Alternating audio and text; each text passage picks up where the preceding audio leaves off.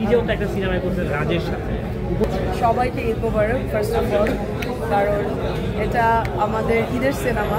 আমি ইনসাফের character play করেছি অ্যাজ এ রিপোর্টার। আমি শো থেকে বের হলাম এবং সবার খুব পজিটিভ রিয়াকশন আমরা দেখেছি শো শেষ করার পরে। সো ওই জায়গা থেকে ভালো লাগছে ঈদের ছবিতে যুক্ত হতে পেরে, এবং আমাদের যারা কলাকুশলী সবাই মিলে চেষ্টা করেছে, এবং সঞ্জয় সামাদ্দার যিনি আমাদের নির্মাতা উনি চেষ্টা করেছেন ওনার বেস্ট এফোর্টটা দিতে, এবং সেটা আসলে পর্দাতে দেখা যাচ্ছে।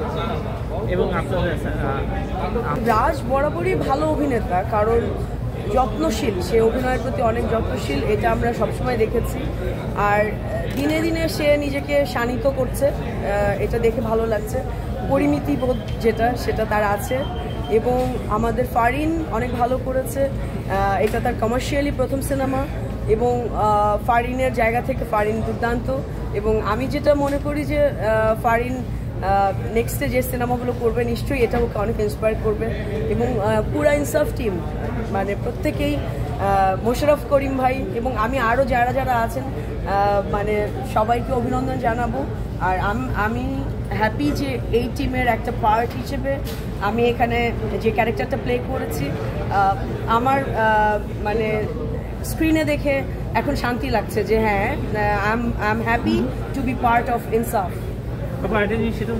এইমাত্র আপনি বললেন যে ছোট পর্দা থেকে আমাদের গত দুদিন আগেই সোফার আমাদের সুপারস্টার শাকিব খান উনি কিন্তু একটা কথা বলেছেন, কারণ আমরা তো ওনাকে সবাই ভালোবাসি।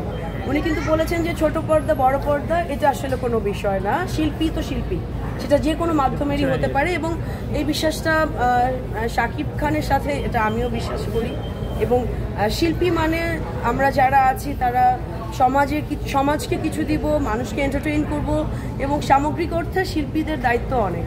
তো শাকিব খান যে কথাটা বলেছে তার কথার সাথে আমরা সবাই একমত, এবং আমরা বিশ্বাস করি যে শিল্পী কোনো মাধ্যমের হয় না, শিল্পী হয় মানুষের জন্য, আনন্দের জন্য এবং বিনোদনের জন্য।